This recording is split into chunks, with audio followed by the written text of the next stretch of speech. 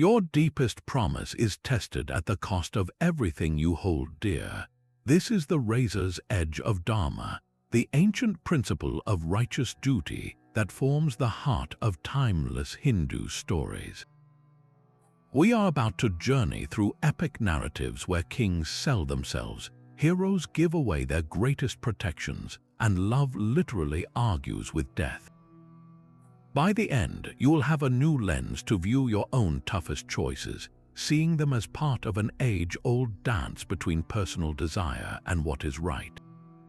We will see how a young boy's faith could shatter a tyrant's empire, and how a single game of dice could unravel an entire world. What kind of sacrifice do you believe truly defines a person's character? That single game of dice did indeed unravel a world, but long before that cataclysm, another king faced a test so absolute it became the benchmark for truth itself. His name was Harishchandra, and his story is not one of battles fought with weapons, but of a war waged within the soul. He was a ruler celebrated across the lands for a singular, unshakable quality, his word. His promise was considered as solid as the earth, as inevitable as the sunrise. This reputation reached the ears of the powerful sage Vishwamitra, a figure known for testing the mettle of even the greatest souls. Vishwamitra approached the king with a simple, seemingly gracious request.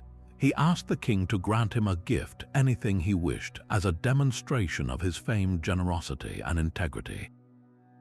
Without a moment of hesitation, King Harishchandra agreed. He said, "Ask for anything in my kingdom and it is yours." This was not a casual offer. In that time and culture, a promise, especially from a king, was a sacred bond, a piece of one's own honor given away. Vishwamitra, seeing the opportunity to test this honor to its breaking point, made his request. He asked for the king's entire kingdom, every palace, every treasury, every inch of land. Harishchandra, true to his word, gave it all away in an instant. He, his queen Taramati, and their young son were left with nothing but the clothes on their backs, exiled from their own home. But the test had only begun. Vishwamitra then demanded the ritual donation fee that is traditionally given after such a grand gift. The problem was, Harishchandra had nothing left to give. So, to pay this debt of honor, he sold his beloved wife and his own son into servitude to a kind but stern Brahmin. The money he received from this heartbreaking transaction he gave to the sage. Now utterly alone, Harishchandra was still not free. The sage insisted there were remaining fees, down to the last coin. With no family left to sell, Harishchandra made the only transaction possible. He sold himself. He became a servant to a man who managed the cremation grounds, the most unclean and sorrow-filled place in society. His duty was to collect taxes from those who came to perform the last rites for their loved ones. Here, the king who once ruled from a golden throne now lived among the ashes, clothed in rags, performing a duty that filled him with daily grief. The ultimate test arrived when his own wife, carrying the body of their son who had died from a snake bite, came to the cremation ground. She had no money to pay the tax for his rites. Harishchandra, bound by his duty to his master, demanded the payment he knew she could not give. In that moment, every bond was severed. He had lost his kingdom, his freedom, his family, and now stood as a helpless witness to his final duty, preventing his own child's peace. He was ready to end his own life, seeing no path forward when the divine truth of his ordeal was revealed. The sage Vishwamitra, the Brahmin, and everyone involved were manifestations of the gods, testing the absolute limits of his promise. Because he never once wavered, never once chose a convenient lie over his painful truth, he was restored. His family was returned to life, his kingdom was given back, and his name was etched forever as the symbol of satya, of truth. The staggering weight of this story asks us a direct question. Is a promise worth more than your own happiness, more than your family's well-being, more than your very identity? Harishchandra's Dharma was his word. His righteous duty was to be the man who said what he meant and meant what he said, regardless of consequence. This story elevates integrity to a cosmic principle. It suggests that society itself is built on such promises, on the trust that a person's word has value. When that trust dissolves, everything else crumbles. Harishchandra's triumph was not in getting everything back. It was in proving that his core self, his commitment to truth, could not be taken from him even when everything else was. He held onto the one thing he truly owned, his honor, even when he owned nothing else. This sets a breathtakingly high standard, one that feels almost superhuman. Yet it establishes the ideal, the pole star of Dharma, against which we measure our own smaller compromises. It tells us that truth is not just about factual accuracy. It is about alignment, about your outer actions perfectly matching your inner commitments, no matter the storm. But what happens when your deepest commitment is not to a promise you made to someone else, but to a sacred duty you were born to uphold? And what if fulfilling that duty requires you to give away the very thing that guarantees your success? Harishchandra's truth was tested in solitude, but the next great lesson in Dharma unfolds in the brutal glare of public life and war. This is the story of Karna, a man whose entire existence was a paradox. He was born a prince, the eldest son of the sun god himself, yet he was raised as the son of a lowly charioteer, forever branded by a society that valued lineage above all else. His brilliance as a warrior was unmatched, his courage legendary, yet he was constantly denied the respect and recognition he deserved, forced to fight for the side of injustice because they were the only ones who accepted him. Through all this, one divine quality shone so brightly it became his identity, his unwavering charity, known as Dana. Karna made a vow, a sacred promise that he would never refuse any request made of him by a Brahmin, a learned or holy person, at the time of his daily morning prayers. This was not a casual pledge. It was the core of his personal dharma, his way of asserting that his character, not his birth, defined his worth. His greatest test came from the king of the gods, Indra, who feared Karna's invincibility in the upcoming great war. Disguising himself as a poor Brahmin, Indra approached Karna during his prayers and asked for the very source of his power, the divine golden armor and earrings he was born with, which made him impervious to weapons. Karna knew the stranger was likely a god in disguise. He knew that giving away this protection would leave him mortal and vulnerable, yet his dharma was clear. His vow to give was unconditional. With a smile, he cut the armor from his own skin and handed it, along with his earrings, to the disguised Indra. In that moment, he chose the integrity of his word over his own survival. This act of self-sabotage for the sake of principle is almost incomprehensible. But Karna's generosity did not end there. Even at the very end of his life, broken and bleeding on the battlefield, he was approached by Lord Krishna, who had taken the form of an ordinary man. This man admired the quality of Karna's teeth and asked if he could have them. Without hesitation, Karna smashed a stone against his own mouth, loosened his teeth, and gave them to the stranger. It was a final, grotesque, and utterly profound act of giving. What do these extreme acts teach us about Dharma? Karna's life screams that true generosity is not about surplus, it is about sacrifice. It is not what you give from your excess, but what you give from your essence. His charity defined him more than his royal blood ever could. He was rejected by the world for his birth, so he built his own kingdom of dignity through relentless, radical giving. The lesson here is stark and beautiful. Our circumstances, our disadvantages, our unfair labels, they do not have to dictate our character. Dharma is the choice you make in response to those circumstances. Karna responded to a lifetime of rejection with boundless generosity. He transformed his greatest pain into his highest principle. He became a symbol not of what was taken from him, but of what he chose to give, even when he had nothing left.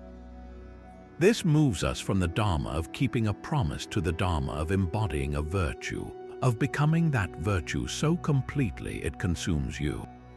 But if Dharma can demand such extreme personal sacrifice, where does it leave the human heart? what about love, loyalty, and the fierce desire to protect your own? Can duty and deep personal love ever coexist, or must one always destroy the other? Our next story places this conflict at the very center of the universe. The ultimate test of Dharma often arrives in the quietest moments, far from the roar of battle or the grandeur of kings. It is found in the simple, daily acts of devotion, in the care for those who gave you life.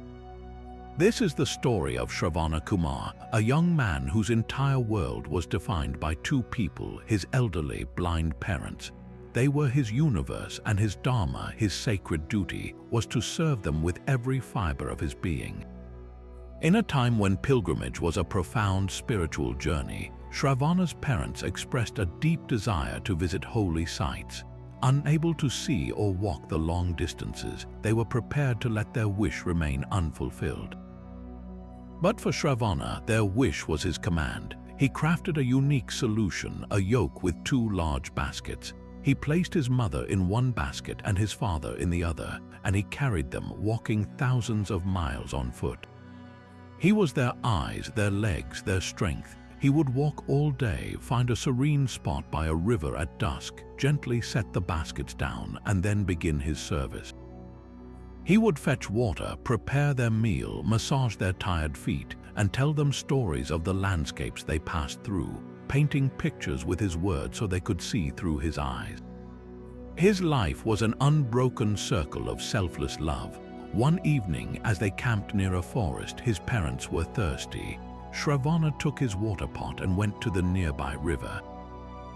It was getting dark. As he lowered the pot into the water, the gentle gurgling sound reached the ears of a king who was hunting in that very forest. This was King Dasharatha, a great and noble ruler from the city of Ayodhya, famed for his skill in hitting targets by sound alone. In the fading light, Dasharatha heard the splash, and mistaking it for an animal drinking, he let loose a single, fatal arrow. It found its mark. Rushing to the spot, the king was horrified to discover not a deer, but a dying young man, a water pot fallen beside him. With his last breath, Shravana did not curse the king. He did not cry out for himself. His only thoughts were for his parents, waiting alone and helpless in the forest. He begged the king to take the water to them and to explain what had happened, so they would not suffer from thirst and worry. The weight of this tragedy is almost unbearable. Dasharatha, shattered, carried the water to the blind couple, and with a voice thick with grief, confessed his terrible mistake. Upon hearing the news, Shravana's parents were overcome with sorrow.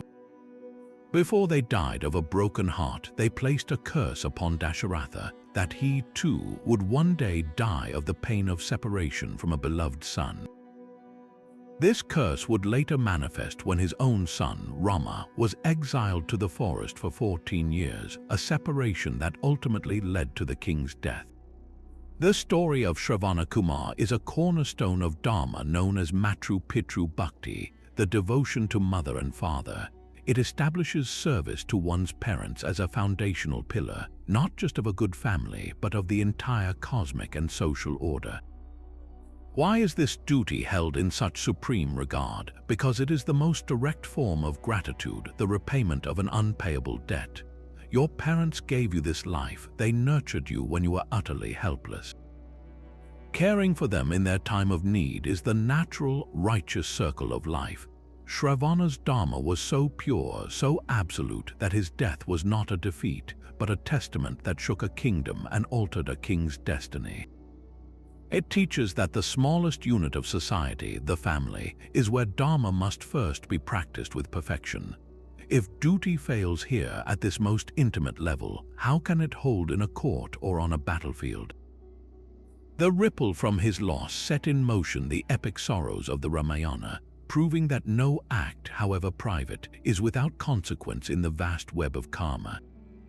But this raises a profound and difficult question. What do you do when your duty to your parents comes into direct, shattering conflict with your duty to your own conscience or to the truth itself? Is blind obedience always the highest path? That profound question of conflicting duties leads us to the heart of the Mahabharata, and to a man whose very name was Dharma. Yudhishthira, the eldest of the Pandava brothers, was called Dharmaraja, the king of righteousness, but his story is not one of a man who always knew the right answer.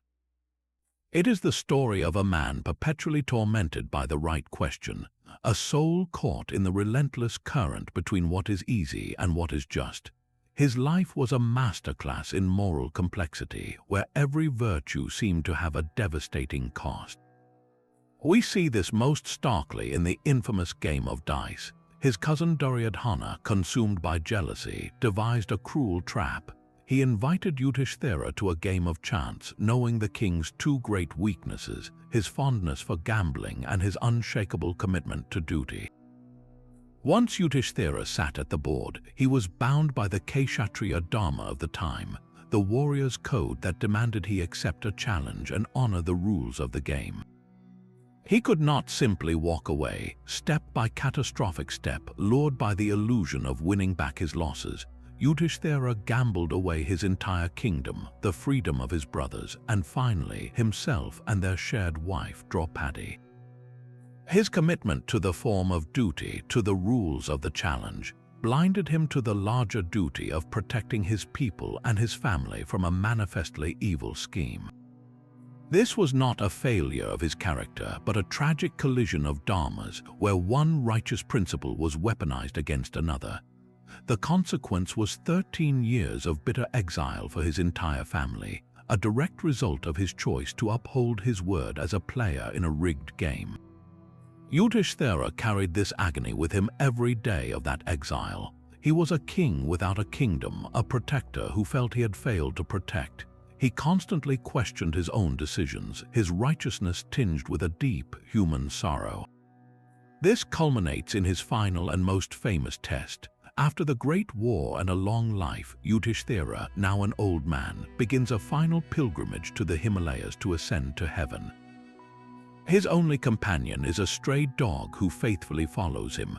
One by one, his brothers and wife fall on the harsh journey, but Yudhishthira, heartbroken, presses on, the dog still at his heels. At the very gates of heaven, the god Indra appears in a radiant chariot, inviting him to enter. But Yudhishthira looks at the loyal, weary dog beside him and makes a startling declaration.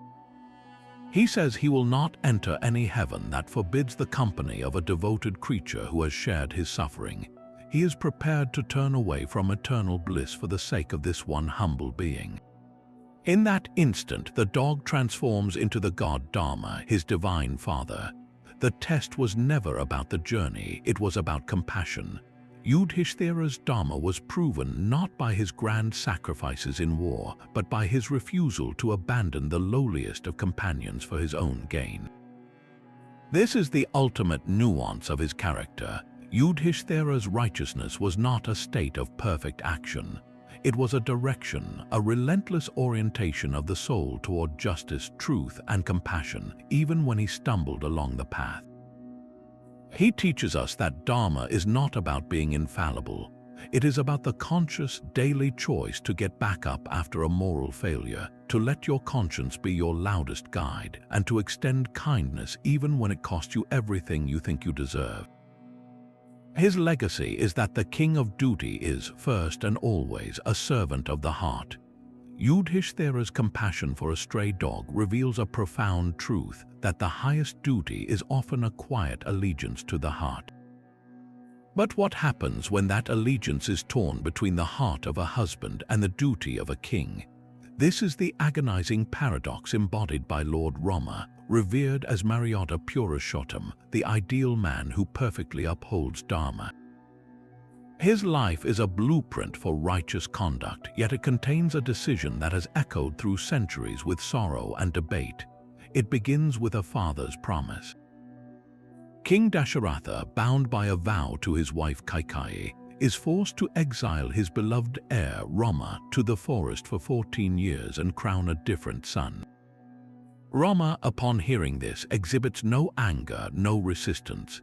His duty as a son is clear, to honor his father's word without question, even when the word is unjust. He immediately prepares to leave, telling his grieving father that a promise is more valuable than a kingdom or even a life.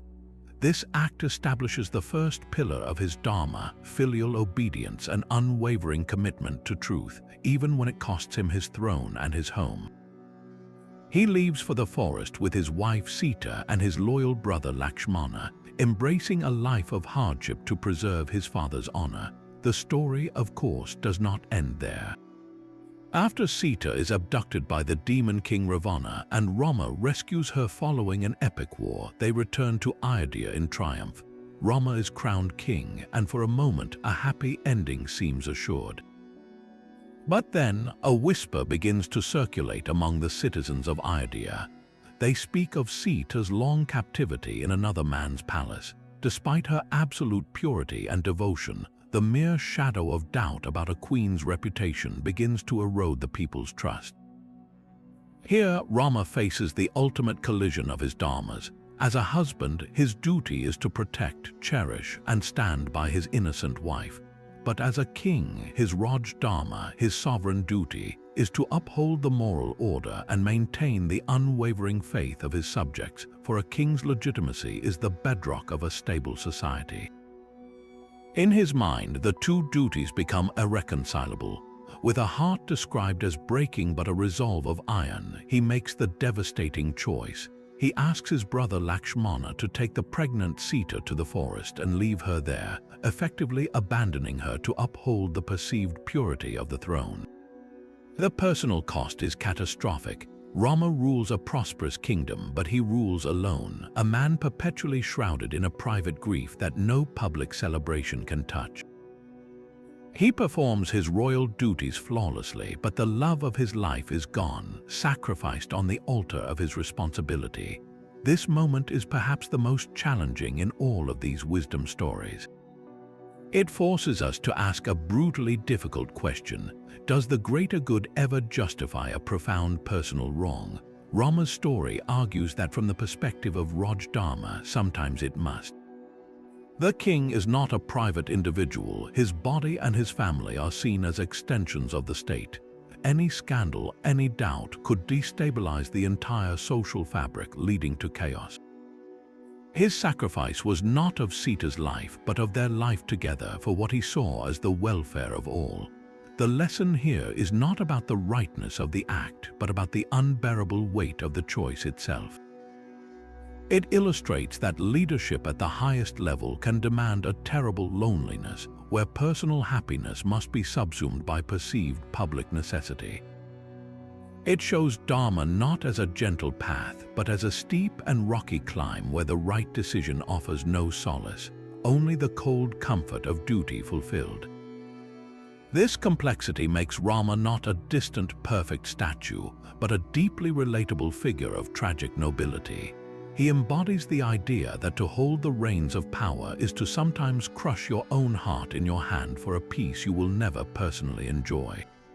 Yet, this severe interpretation has been questioned and softened through another beautiful tradition, one that asks if there might be a Dharma even greater than that of a king. The king's lonely duty presents one version of righteous order, but what happens when the authority-demanding obedience is not a conflicted father, but a tyrant who declares himself God? This is the story of Prahlada, a story where Dharma is not a complex negotiation, but a simple, terrifying, and unbreakable truth held by a child. His father was Hiranyakashipu, a demon king who had achieved near invincibility through severe penance. He had received a boon that he could not be killed by man or beast, inside or outside, during day or night, on the ground or in the sky, or by any weapon. This made him believe he was beyond any cosmic law. He returned to his kingdom and issued a decree that every being in all the worlds must worship him and him alone as the supreme God. His palaces echoed with forced chants of his name, and fear was the law of the land. Yet, in the heart of this darkness, his own son, Prahlada, was different. From his earliest days, the boy felt a natural, overwhelming devotion not to his father, but to Lord Vishnu, the preserver of the universe. While the court taught him spells of power and conquest, Prahlada's mind was filled with a serene love for the divine. When his father discovered this, his rage was apocalyptic. He saw it not as childish faith, but as treason, a direct challenge to his absolute authority. He summoned the boy and demanded he renounce Vishnu and worship him instead. Prahlada, with a calm that defied his age, refused. He said, "Father, the Lord is everywhere, in every pillar, in every stone, even within you." This single statement of truth ignited a campaign of horrific punishment. Hiranyakashipu, determined to break his son's spirit, subjected him to tortures meant for the strongest warriors. He ordered his guards to throw Prahlada from a mountain peak. The boy fell, chanting Vishnu's name, and was caught by the divine wind. The king then had him placed under the feet of maddened elephants. The beasts, in their frenzy, refused to trample the child. He was thrown into a pit of venomous snakes, but the serpents became like garlands around his neck. Poison was mixed into his food, but it turned to nectar. Through each ordeal, Prahlada remained serene, his faith unshaken, his love for Vishnu only deepening. He felt no hatred for his father, only pity for a soul so blinded by pride. Finally, in a court filled with terrified onlookers, the demon king, his patience exhausted, pointed to a massive stone pillar. He roared, "You say your God is in this pillar, then let him save you now." He struck the pillar with his mace. With a sound that split the sky, the pillar shattered, and from within emerged a form that defied all logic and nullified the boon. It was Narasimha, neither man nor beast, but a furious being with the face of a lion and the body of a man. The incarnation occurred at twilight, which is neither day nor night. Narasimha pulled Hiranyakashipu onto the threshold of the palace courtyard, which is neither inside nor outside. He placed the demon on his lap, which is neither ground nor sky, and with his own claws, which are not weapons, he ended the tyrant's reign. Then the ferocious form turned to the young boy. Prahlada, with tears of pure devotion, offered his prayers. The terrifying Narasimha had gently placed a hand on his head, blessing his ultimate devotee. The Dharma of Prahlada is bhakti, the duty of unwavering devotion, but it is also the Dharma of the individual conscience against the corrupt state. His story declares that true faith is not passive acceptance, it is the ultimate act of courage. It is the refusal to let fear reshape your core truth. Prahlada did not raise an army, he did not argue philosophy. He simply was what he was, a vessel of love so complete that it became an immovable object against which the universe's greatest ego shattered. He teaches that the smallest, most sincere truth, held with absolute conviction, carries a protective power that no tyranny can ultimately overcome. His victory was not in the destruction of evil, but in proving that evil could not touch the essence of who he was. Prahlada's truth was a fire that could not be extinguished, but what happens when your own truth becomes an unbreakable chain? This is the paradox of Bhishma, a figure from the Mahabharata whose name means the Terrible One, a title earned from a vow so immense it defined and confined his entire existence. He was born as Devavrata, the brilliant and powerful crown prince of Hastinapura. His father, King Shantanu, fell deeply in love with a fisherwoman named Satyavati, but her father refused the marriage unless he was guaranteed that only Satyavati's sons would inherit the throne. To clear the path for his father's happiness, the young prince did the unthinkable. He publicly renounced his own claim to the throne forever, but that was not enough. To further assure Satyavati's family that no future son of his would ever challenge her lineage, he took a second, even more staggering vow. He swore a lifelong oath of absolute celibacy, promising never to marry or have children. The heavens showered flowers upon this act of supreme sacrifice. His father, overwhelmed, granted him a divine boon, the power to choose the moment of his own death. From that day, he was known as Bhishma, the one of the terrible vow. His personal dharma, his individual righteous duty, became his loyalty to the throne of Hastinapura, no matter who sat upon it. He lived as the regent, the protector, the unwavering pillar of the kingdom. For decades he served with unmatched skill and integrity, but the seeds of future conflict were sown by that very vow. Because he had no heirs of his own, the succession passed through Satyavati's line, leading to a tangled family tree of rivalry between the Kauravas and the Pandavas. When the great war of Kurukshetra became inevitable, Bhishma faced his ultimate moral agony. He knew in his heart that the Pandavas were in the right. He knew that Duryodhana and the Kauravas were fueled by greed and adharma, unrighteousness. Yet when Duryodhana, as the reigning prince of Hastinapura, demanded his loyalty as the commander of the Kaurava army, Bhishma was trapped. His lifelong vow was to serve the throne. His personal dharma of loyalty clashed catastrophically with the universal dharma of justice. He chose his vow. For 9 days of the war, this revered elder, who loved the Pandava brothers as his own grandsons, led the army against them. He fought with such ferocity that he was nearly unstoppable, all the while knowing he was fighting for a cause he knew to be wrong. His conscience was a battlefield of its own. He famously told the Pandavas that while he was bound to fight for the Kauravas, he could not be killed unless he chose to lay down his arms. He gave them the secret to his defeat, revealing he would not fight someone who was once a woman, a clue that led to the warrior Shikundi standing before him. On the 10th day, seeing Shikundi, Bhishma lowered his bow. He would not break his own code of honor by fighting this particular warrior. In that moment of chosen vulnerability, Arjuna, hiding behind Shikundi, rained arrows upon him. So many arrows pierced Bhishma's body that when he fell, they formed a bed holding him above the earth. He did not die immediately, however. Using his father's boon, he chose to remain alive, lying on that bed of arrows until the auspicious moment of the sun's northward journey. For 58 agonizing days he lay there, a living library of wisdom and statecraft. Kings and princes, including the victorious Yudhishthira, came to his side to receive his final teachings on duty, governance, and life. His last act was one of profound instruction, turning his physical suffering into a spiritual gift for the future. Bhishma's story is the epic tragedy of a dharma turned inward. It asks us, what is the price of a promise? His vow began as the ultimate act of selfless filial duty, but it slowly became a cage.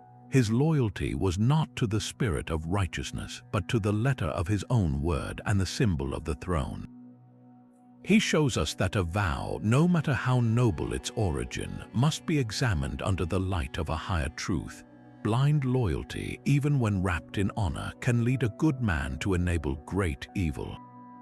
His final days on the bed of arrows symbolize this painful tension. He was pierced by the consequences of his own choice, yet from that bed of pain he offered his greatest service. His life whispers a caution that our deepest commitments must leave room for wisdom, for sometimes the most righteous path requires the courage to question the very vow that defines you. But a vow can also be a lifeline, a thread of love so strong it can pull a soul back from the abyss.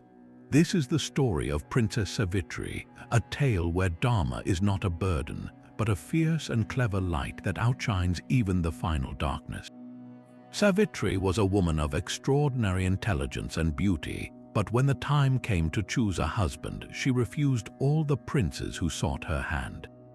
She set out on a journey and found her match in Satyavan, a young man living in exile in a forest hermitage with his blind father. He was noble, strong, and kind, and Savitri's heart was certain. There was, however, one devastating detail. A sage revealed to Savitri's father that Satyavan was under a cruel curse, destined to die exactly 1 year from that very day. The news was absolute, a fate written in stone. Yet when Savitri was told, her resolve did not waver. She said, "A person dies once, a marriage is made once. I have chosen him." Her dharma as a wife, her pativrata dharma, was not a passive duty of obedience but an active vow of partnership, chosen with full knowledge of the coming storm. She married Satyavan and moved to the forest, living a year of perfect, quiet happiness, all while carrying the secret weight of the approaching end. When the dreaded day arrived, she insisted on following Satyavan as he went to collect wood. In a quiet grove, he suddenly grew weak, laid his head in her lap and fell asleep. The air grew cold and still. Then Savitri saw a majestic, fearsome figure emerging from the shadows, dark-skinned and clad in crimson robes carrying a noose.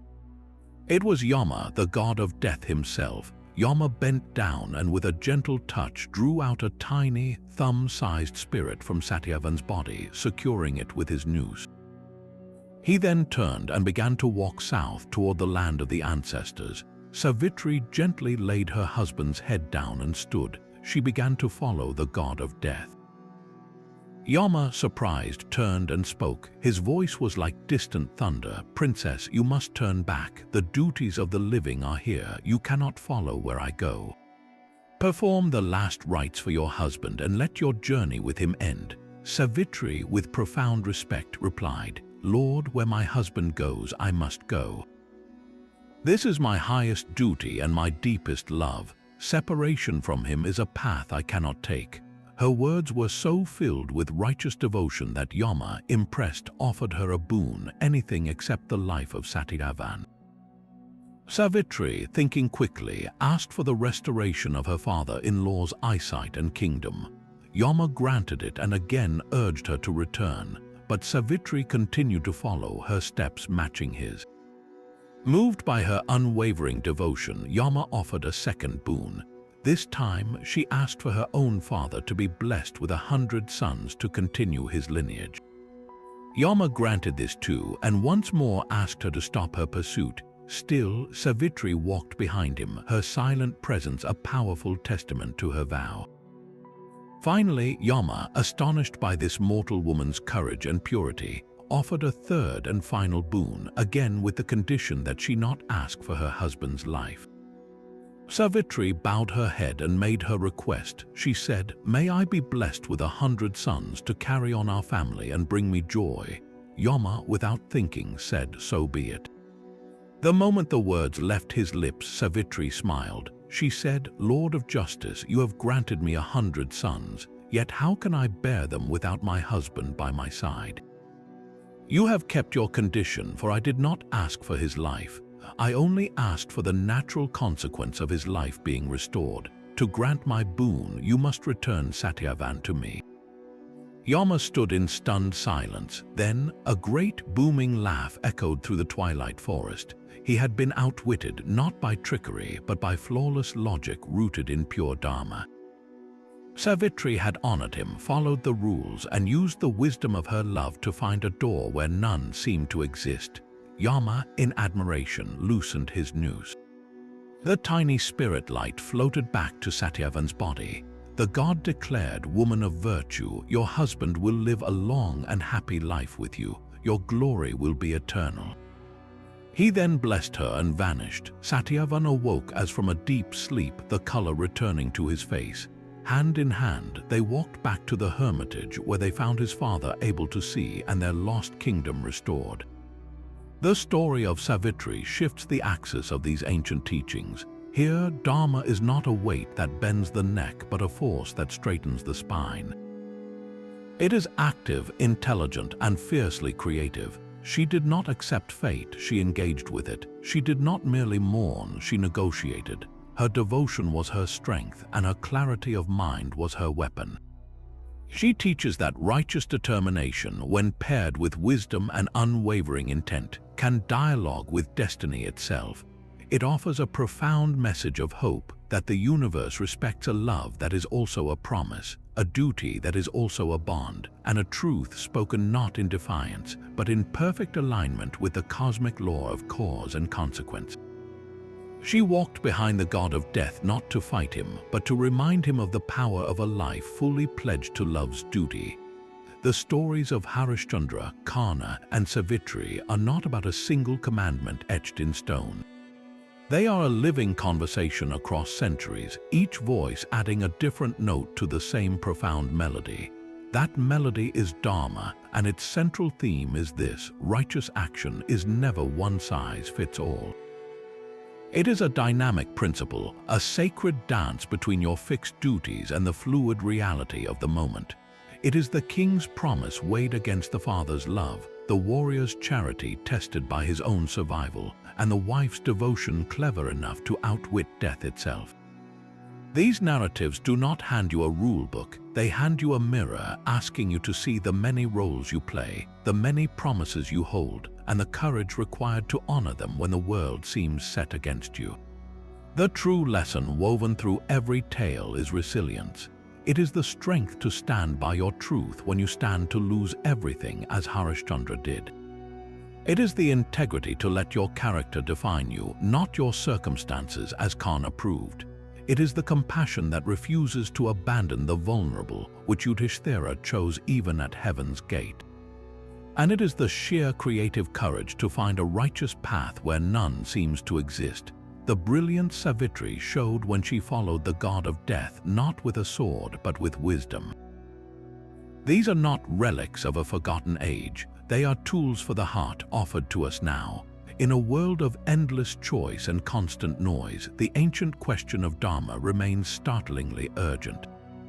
How do you navigate a conflict between your career and your conscience? What does it mean to keep your word in a culture that often rewards the opposite? How do you balance duty to family, to community, and to your own inner truth?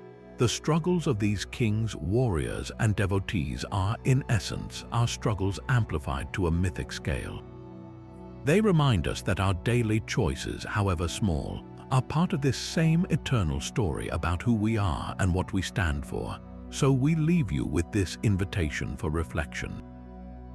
Look back over these journeys. Which story's lesson echoes most strongly in your life right now?